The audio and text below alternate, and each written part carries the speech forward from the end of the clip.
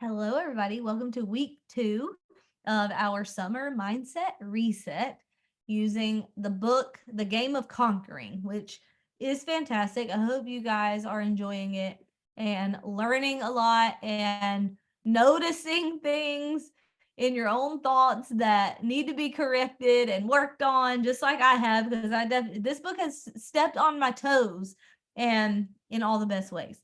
All right, so tonight we're talking about chapter 5, which was called Change Your Mindset. So he said that most people reading the book are survivors who are ready to become conquerors. And then he said that you're going to have to start training and retraining your brain to see the positive and seek the good. And that you're going to also have to train your brain to take action.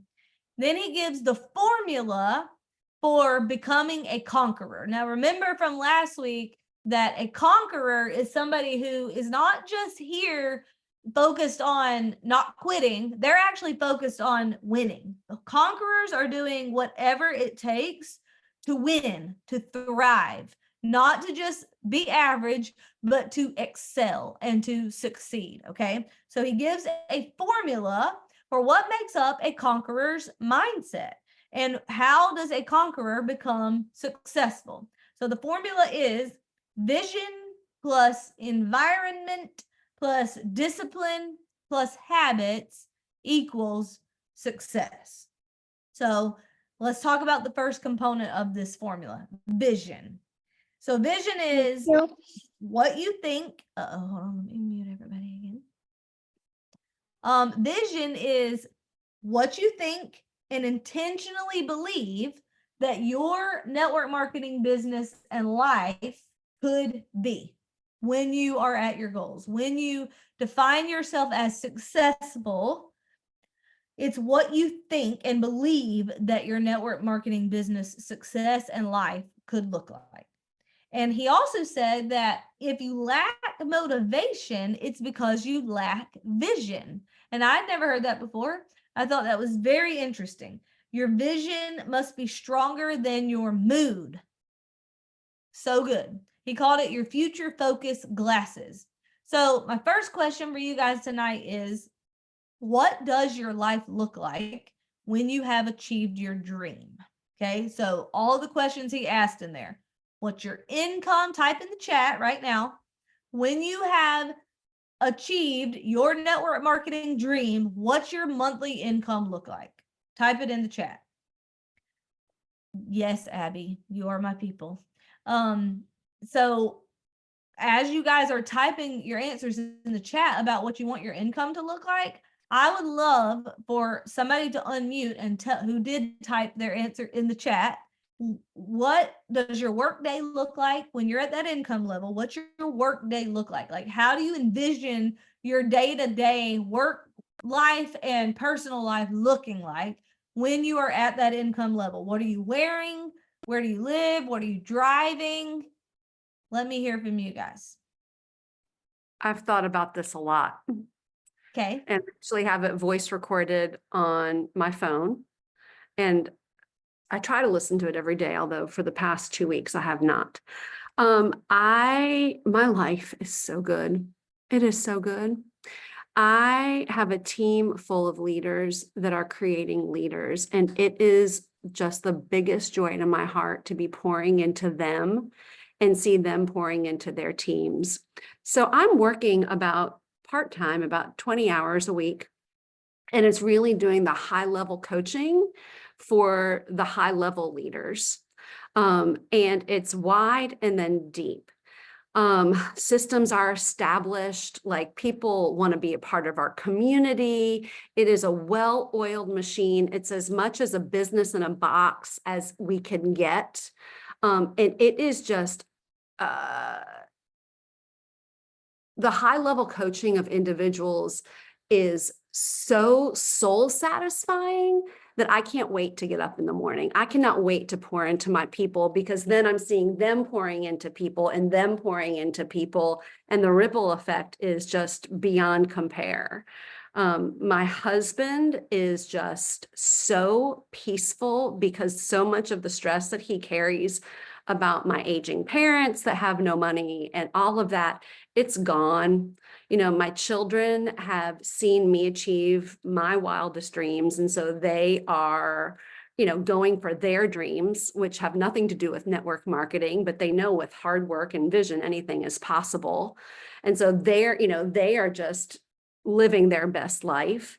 It's completely overwhelming to think of the impact that I've had because I've been focused and continued to pour into growth and into people and just didn't give up, even when there were days and days where I was curled up in fetal position on the floor crying because I was moving backwards or whatever. So I have the faith to keep pouring into my team because I've been through the hard things. My home is it's beautifully decorated, but comfortable. I am driving that daggone Lexus, and actually my husband is too. And that is his dream car, although he would never buy it for himself. He drives a Hyundai because he doesn't care about material things. But I was able to buy him the big SUV, and he couldn't say a stinking thing about it. So I was able to do that for him. We travel, like experiences and vacations are our thing. Like that resonated with me too when he said, you know, 7 trips a year. I'm going to brag about that because that's our thing. Like we want to make memories like all over the world, like Thailand, Alaska, you know, Malta, like we want to go see it all. And it's just amazing. It's amazing. I could keep going, but that's the top. Well, I love all of that. That is very compelling and powerful vision, Michelle. You are a visionary, so I'm not surprised that your vision is so strong. What are you going to be wearing? Probably the same things you're wearing. Look at you. You look like the governor's wife. Well, the funny thing about that is that this is Terry shirts. Like I look like a governor's wife, but half of my clothes are hand-me-downs or things that I've bought on Amazon or on shopping sprees. But maybe I'll buy my own clothes then. And Terry, I'll give you clothes. I love it. That's so good, Michelle. All right. Anybody else want to share what they think their life is going to look like when they're at their income goal with Plexus? Like what's your Plexus work look like when you're at that level, and what's your personal life look like?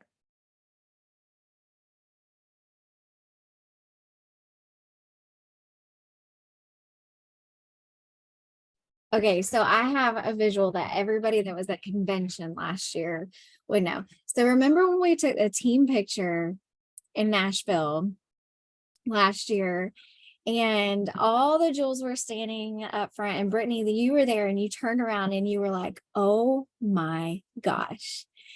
Like in that moment. So I turned around and I looked and I was like, yeah, this is what I want. Like, I want to turn around so I can totally see myself turning around and being like, oh my gosh, look at these ladies, and having like a massive team. So team wise, that's what it would look like. And then my husband will do whatever he wants, whether it's work for the railroad still or I don't know, be a handyman or fix up cars. I don't know. We've bounced around a ton of things, but he'll pick out what he's doing because he doesn't want to not work, but he likes to fix things. And we will live on 10 acres at least. And I will have chickens and some goats and maybe a mini cow just because. And my parents will be taken care of on our land. They'll live with us and we'll garden. And they'll also watch our animals when we go on all our trips. And yeah, so I will work from my porch. Hold on, son. Yes, I'll work from my porch because I'm going to have a wraparound porch with a swing where I will drink my coffee every morning. Y'all. Yes. Okay. Out. I'm so sorry. So where was I? Oh, my coffee on my swing, and then I'll work from my swing and take sun up, sundown pictures from there. And we will also have a condo on the beach because I love the salt water. Probably Mexico Beach, away from the crowds.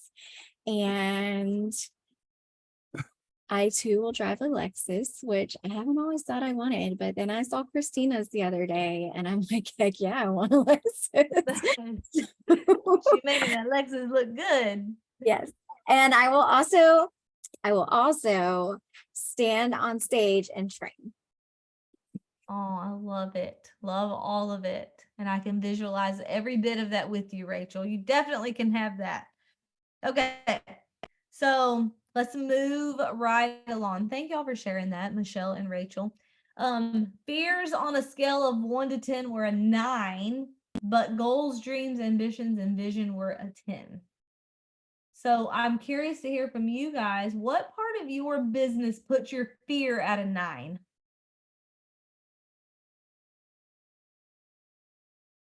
Some of y'all are like speaking up on a team call, unmuting myself and saying words. Clearly, that's what some of y'all are thinking. I mean, my I don't- fear was just when Rachel said, I want to stand on the stage one day, and I'm like, no, that's not what I want to do. I want to be able to not be nervous about standing on stage, but no, that is terrible. 10 fear, 10. Okay.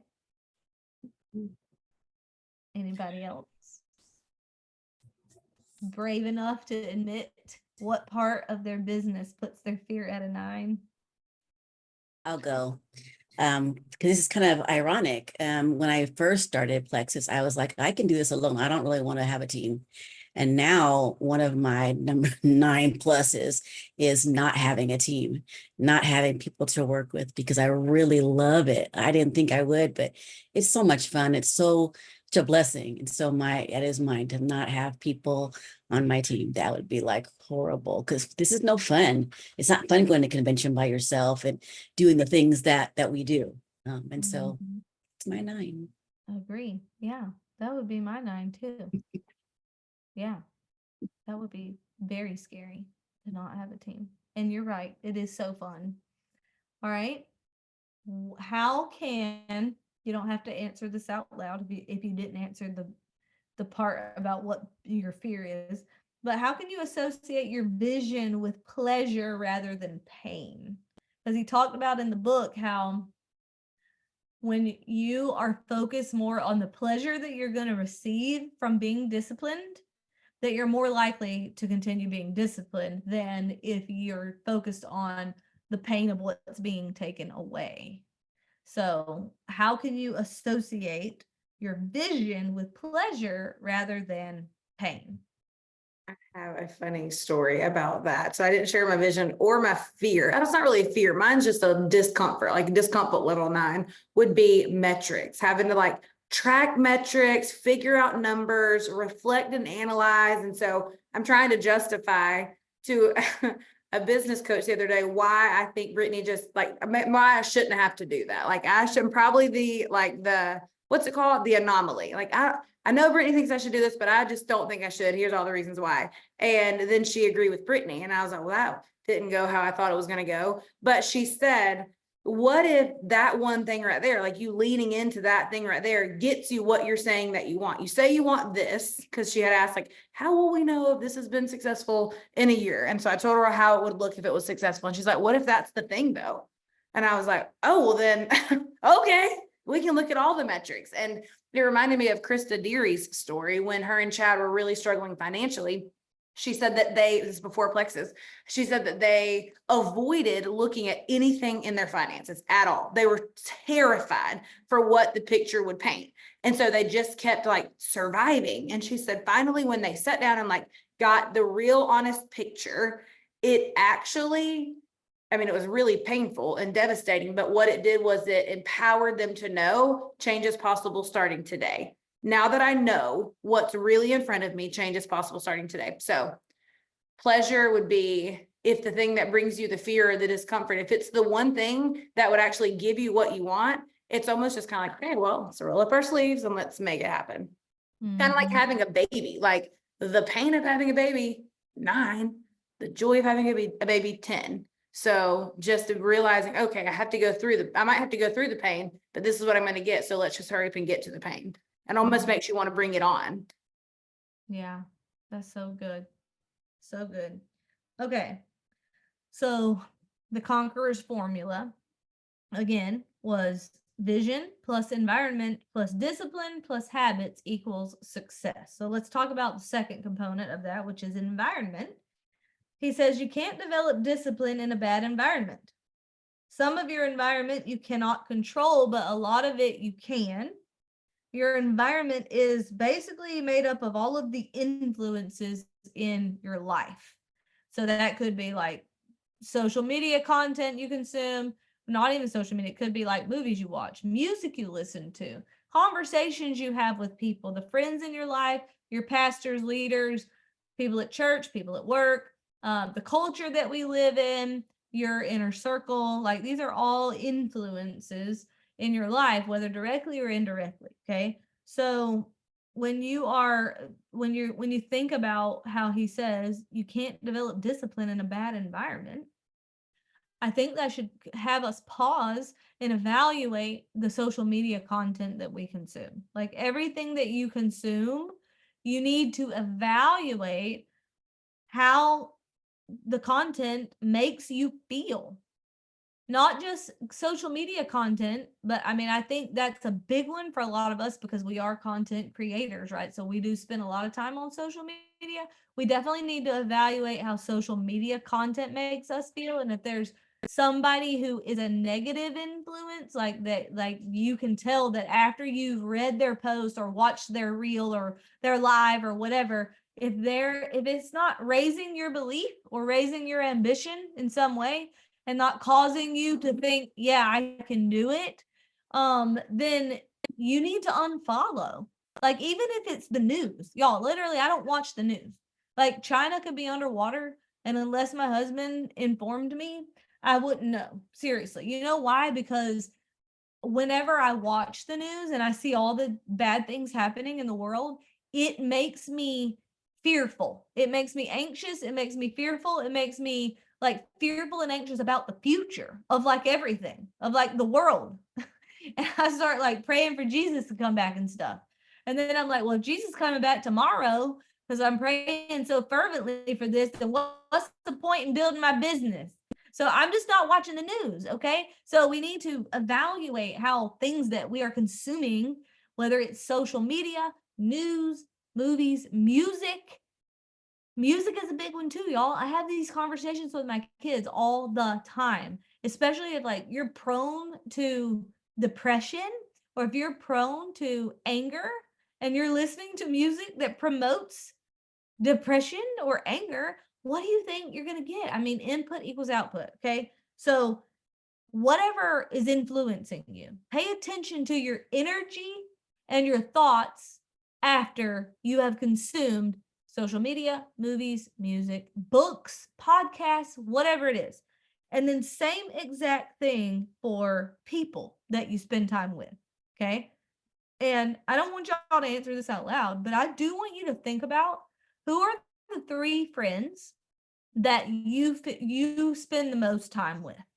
I want you to evaluate, how do you feel after you spend time with them? Do you walk away after having spent time with these 3 people with your vision higher, your belief built, your ambitions raised? Are they making you believe that your vision's possible? Or are they making you feel a little more further away from it? Like it's not actually feasible? Pay attention to how you're feeling and what you're thinking and what your energy is like after you leave certain people. Okay. And then be courageous and make changes where necessary. I'm just going to leave that right there. You're going to have to be courageous. Okay. He said he had to listen to over 100 books on personal development his first 18 months in business.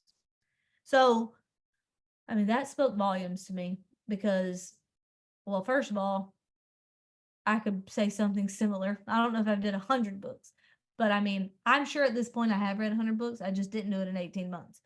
But I just think that when I read that, I'm just like, how many people are willing to do that?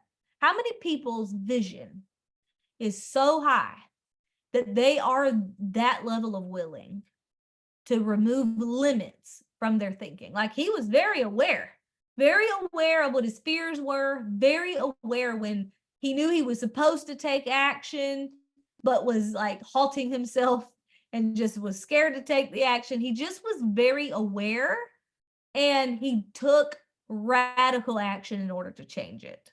And so I love that he said that he read 100 personal development books on mindset in the first 18 months so that he could basically just like coax himself into taking the necessary action. And I relate so hard to that because y'all know mindset has been my biggest struggle the whole time. That's why I feel so strongly about it. It's also probably why he feels so strongly about it that he wrote a book about it. Maybe one day I'll write a book about it too.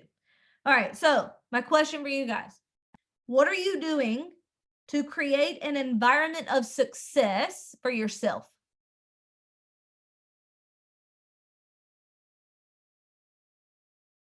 What are you doing to create an environment of success for yourself?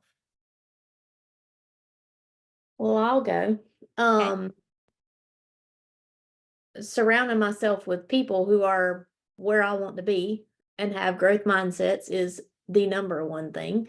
Also, like you said a while ago, being very hyper aware of how people, content, music affects me. And if I'm here and when I'm done with anybody, anything, and then I'm here, it's probably going to go. Like I am real acquainted with the unfollow button on Facebook and the unfriend button and the block button. I just don't have time for it. I don't have space for it because it's not where I want to be and it's not how I want to feel. And so bye.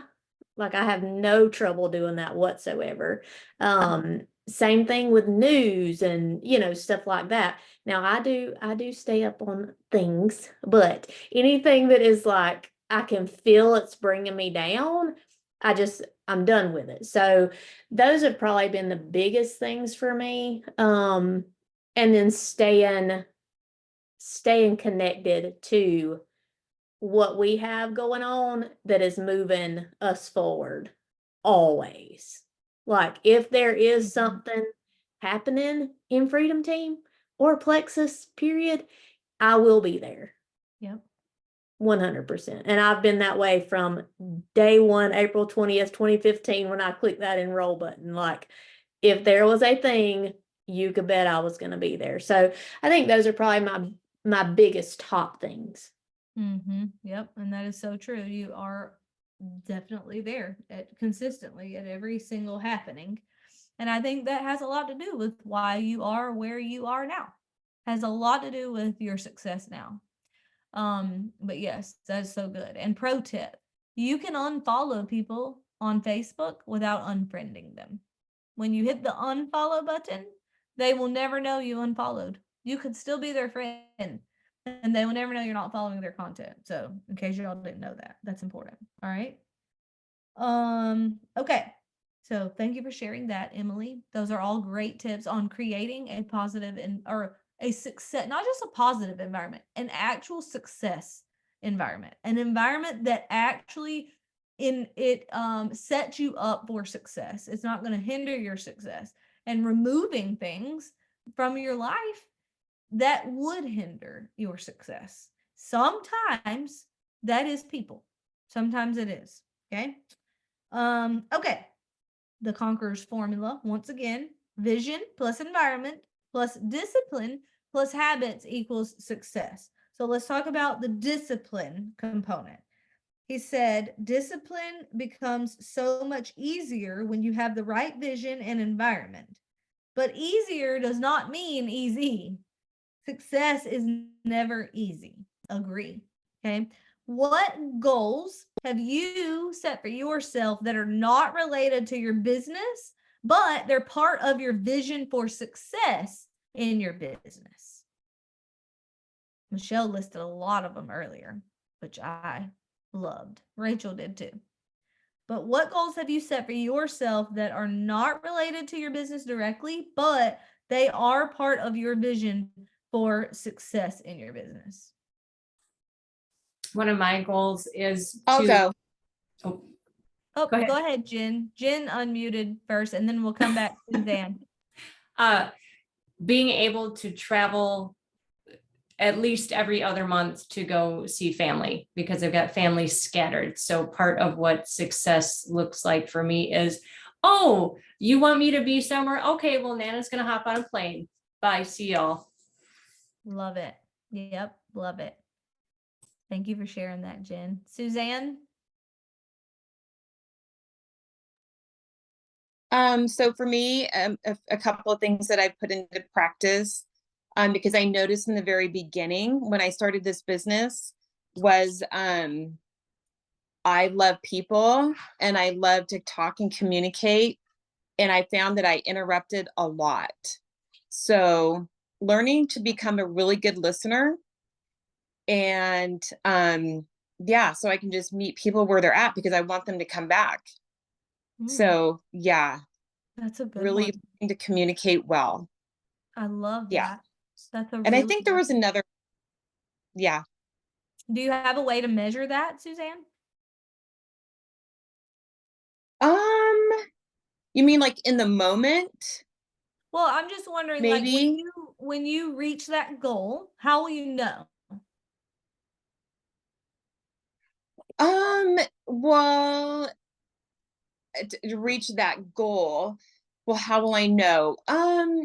Well, I would hope it would be one of the things that draws people, keeps people, and I just see it as being a part of how I grow my team because I heard Brooke Hemingway say something the other day about I'm not just growing a downline, I'm growing a family, I'm growing a community. So, you know, when you're communicating well with people, it's because you want them there forever. So if they're sticking around, it has to be a part of because of me. So I guess I could measure it that way.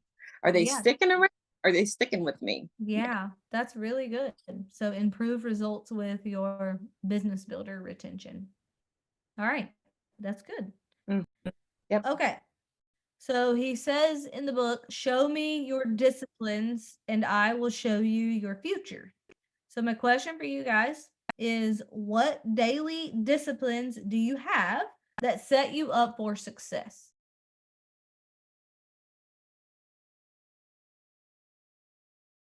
In our business or just in life? Well, I think Well, it's all of probably all of it. yeah, I think all of it because they're all like, I don't know. I feel like they're all related They because are. what does it matter if you're very Yeah. successful in your business if you're failing at life?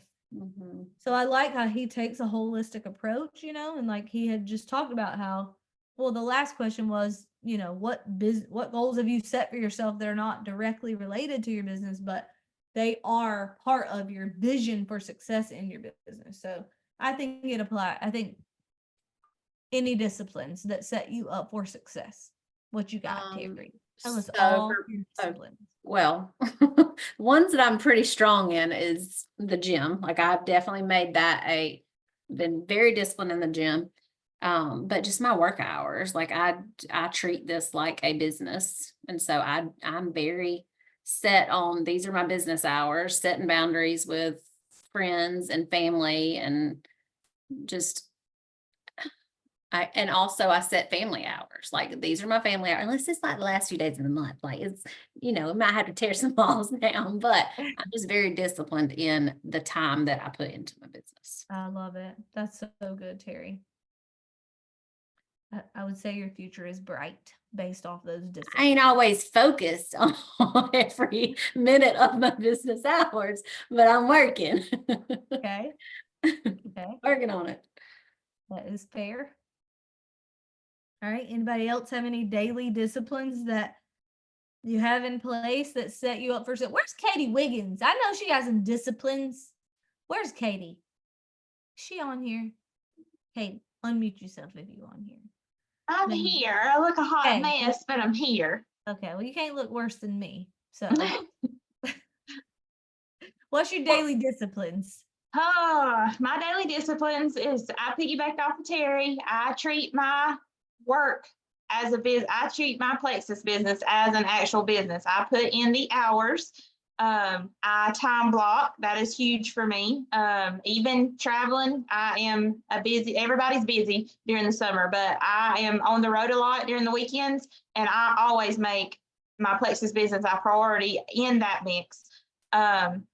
And also another big one is boundaries. I'm very disciplined. I used to not be that way, but I learned, and then my kids learned, and then my hubby learned. So boundaries is a huge, and once you have that, it's just like everything flows nicely, because if you have that conflict, then you're not going to give the best that you can give into your business, into your marital life, your kids, all the things. So that has been a huge thing for me. So That's good. I think it's so interesting too that we just heard from two Jules and their answers overlap.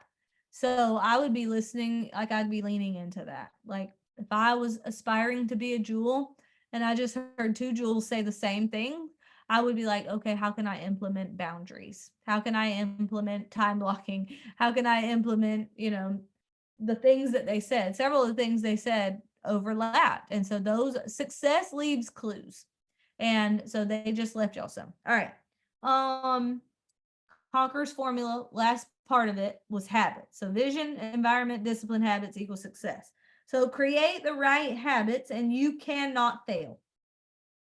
Then he says, show me your habits and I will show you your future. So discipline and habits are very related because again, discipline is doing things you don't want to do. Habits, that's just taking the same action over and over and over. It takes discipline to have good habits, right? They're very much related. And I love this quote. This was not in the book, but this is a quote from Frederick Alexander. He says, people do not decide their futures. They decide their habits, and their habits decide their futures. So what are the habits that, if repeated over time, are going to make your vision a reality?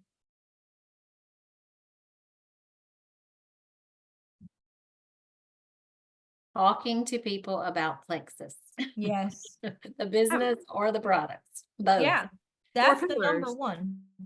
Yes, that is the number one.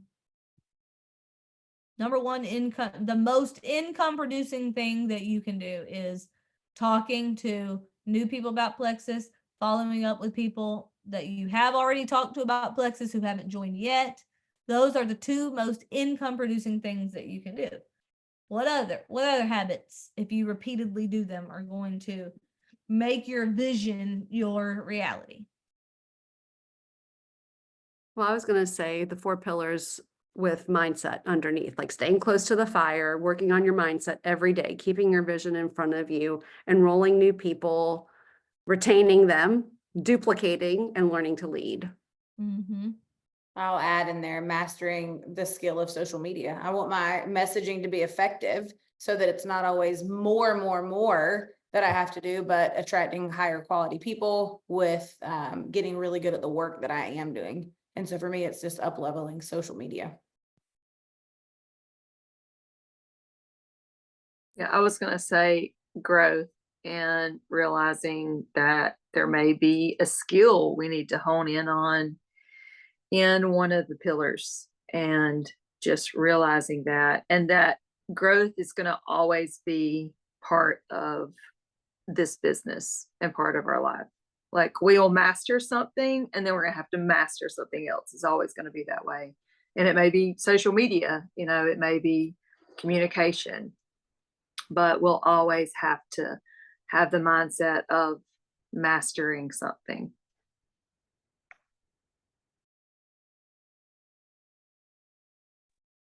So sorry, y'all. Christina, I missed the last part of what you said because my internet kicked me off. But I'm sure it was life-changing and transformational, whatever it was. Where is Christina? I don't We'll even never see her yet. know. I was wondering why I didn't get told I look like the governor's wife. I mean, what's the problem? I don't understand the difference. You look like, I'm not gonna say it. No, I'm not. Well, then Jana went too, and hers, like, I second everything Jana said too. Jana said something too. What'd you say, It's Jana? hard. Jana's was very good. Say it again. I started singing Usher and it was just, everybody went wild. It was great. And Rachel Griffin started twerking. She I did. missed the whole She did. thing. It's like when you miss a day of school, that's when somebody gets in a fight. Yes. All right. Well, send me a voice message, Jana, and tell me everything you said. I know it was smart. I know it was smart. All right. So he also shares how losing his brother made him 10 times the person that he would have been had that not happened to him. And he reminds us that changing our mindset from victim to survivor, survivor to conqueror is not easy. It takes work. And success is always harder than you thought it was going to be. And most people quit when it feels hard. What a tragedy, right? So this question is for Jules. Are you glad that you did not quit when things felt hard? I would love to hear from Jules on this, because if you are a Jewel, you've been through some hard things. So are you glad that you didn't quit when things felt hard? Well, I did quit and then I came back, so don't do that. Just stick with it. Okay, tell us more. You're still here. You've been through some hard things. You Yeah. didn't quit. Are you glad? And if so, why? Oh yeah, 1,000,000,000%. Yes. I think I would have just ended up playing way too small in my life. Like when I came into Plexus, I was playing way too small, and Plexus has just transformed everything about me in my life. And so, no, it's been transformative to say the least. And even like, I think my biggest hurdles have definitely been mindset. And even just going through those, it has been worth it. And to still have to go through mindset is only going to make me stronger. So yeah, I'm here for it. I love it. I love how you said that Plexus has transformed everything about you. Same. Definitely worth it. Any other Jules want to say anything on that? So I also quit the opposite time Abby did. So poor Christina. But yeah, so worth it. I was actually sharing with you, Brittany, last week, just it transforms your whole life. It transforms who you are as a mom, as a wife, as a friend. And it's just crazy what this journey does if you don't skip the hardest part, which is who you have to become. And I know that's why we're all on tonight. But if you dig in there, which is what I'm currently doing, that can be the hardest spot. That's the spot where people either decide I'm going to dig in, I'm going to do the heavy lifting, or I'm going to look the other way, or I'm going to look at the next shiny thing, or I'm going to quit because this wasn't for me, and they're going to miss out. And so it is so worth it. And what we have, so many other women want, they just may not know yet what they're missing out on, or they're too nervous to take a look, or they have, they're skeptical or whatever. And so we are called to be those messengers, and we get to share hope with others. And, in the end, we get to bless our families. So it's just, it's a win-win-win all around. And I will even echo all of that. Because both of them quit at different times, just act as a leader. That was a hard season in my life. And so I look back and think, man, what if at the first sign of trouble, I was just like, okay, me too. Like, I don't know what else to do. It was just the staying in. I didn't know. It's easier to hear them say that now because y'all see how crazy successful they are. But when they had to make the decision to come back, they didn't have, no one showed them the future. And sometimes we think, man, if somebody will just show me that this is all going to work out and it's all going to be okay. I can't tell you how many times I said that. Like, if somebody would just tell me that you're going to make it, then it'll be, I'll stay the course. I'll figure this out. But the reality is that that's where faith and courage comes in, and just trusting yourself to do the work. And I mean, you're not going to find anybody whose life you would trade yours for, whose problems that they've had to endure aren't just as bigger than what you're having to endure. And so it's just a matter of, if you want to have small problems, have small dreams. If you want to have big dreams and big vision, go ahead and be really ready to just confront big fears and big problems. And it's okay. And I mean, the reality is I've heard Brittany say this about me, like whether or not I decided to do this, she would have done it without me. Whether or not Abby and April had made the decision to come back, I would have figured it out. Been a whole lot more fun since they came back. So I'm a big fan of that. Big fan of the sisters.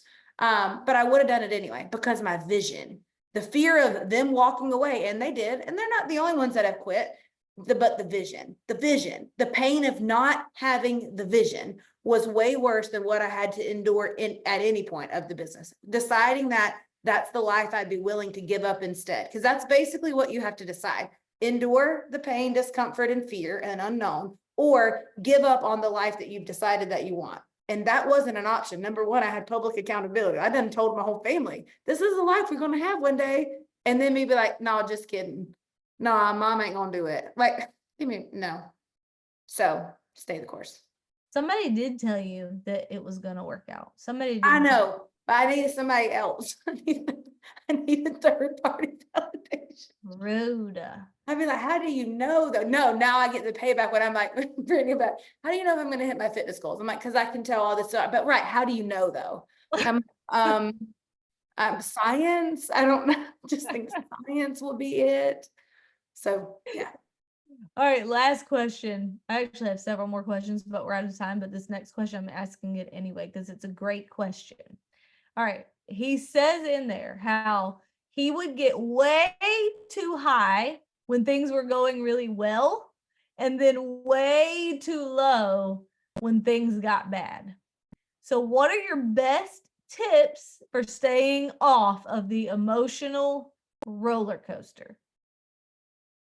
I think what's helped me is remembering long-term vision instead of day-to-day, month-to-month, week-to-week snapshots, because the long-term vision is very different than where my points may or may not be today, and looking and making sure that I'm taking the right actions will ensure I'm going to get to the right destination.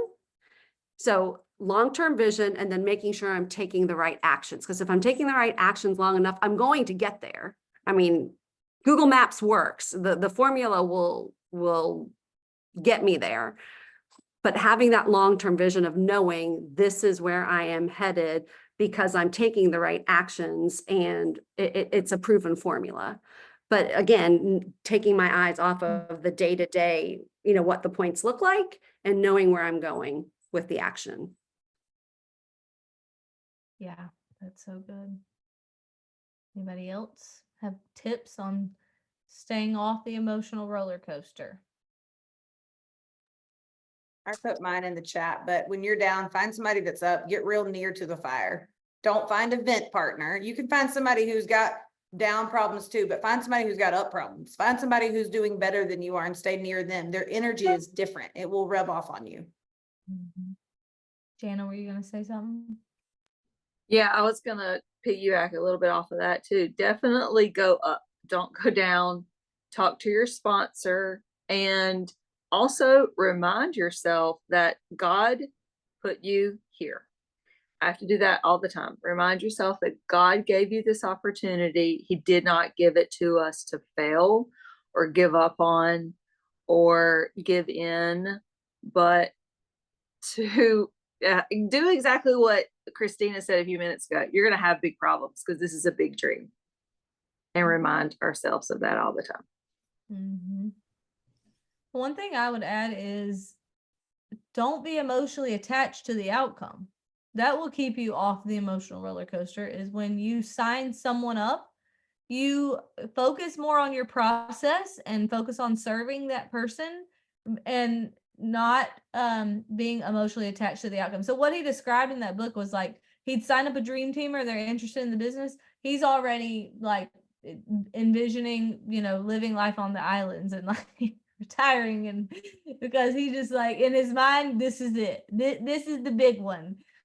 And your business never, ever, ever, ever, ever hinges on any one person, for the good or the bad. So that means you sign up a dream teamer, That's not your ticket. And if you have a dream team or quit on you, that's not the end of your business. Okay. Your business never hinges on any one person. So you focus on serving people, solving their problems, meeting their needs with your products and with your business opportunity. And don't be emotionally attached to someone else's outcome. You just do the work, show up to serve, and leave your emotions out of it. Just make a choice. Don't get emotionally attached. All right. Any other Brittany, thoughts? I had a thought. Okay. I think now that I've gone through a lot in my business, I have come to the point now where when something happens that I could easily get like very emotional about, which I have been in the past, Michelle and Angela know.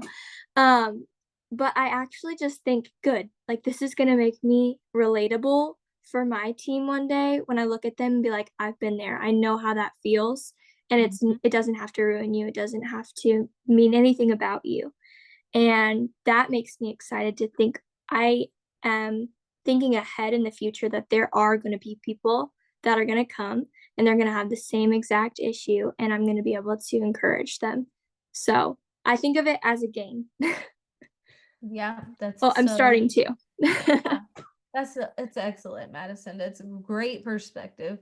And I totally agree. I mean, you're going to have people excited to make money and climb through the ranks, and they're going to be in their what they think is their rank up month, and then they're going to have half their people turn their subs off. Like things like that are going to happen. It's inevitable. Like it's part of the process. It's not the end, but it feels like it. Like it when stuff like that happens, we tend to personalize it. We tend to let it mean something about us and let it be an indicator of whether or not we're supposed to be doing this or whether or not we're good at this or whatever. We personalize struggles, and they're not personal. They're just normal, and they're also not indicators of where you're going to be long term. You just there's no new obstacle that anybody's facing here that all the successful people in the company have not already faced, right? So there's nothing new under the sun. All right. Closing on this, decide on purpose what thoughts you will play in your head. He said that in the book. So I'll leave you with this question. We don't have time to discuss it, but I want you guys to think about what is the truth that you need to purposefully and intentionally play in your head, and how can you do that? All right, y'all. Good night. We'll see y'all next week. Actually, no, we won't. It's convention next week. So no team calls next week. We'll see you all in Las Vegas. Bye.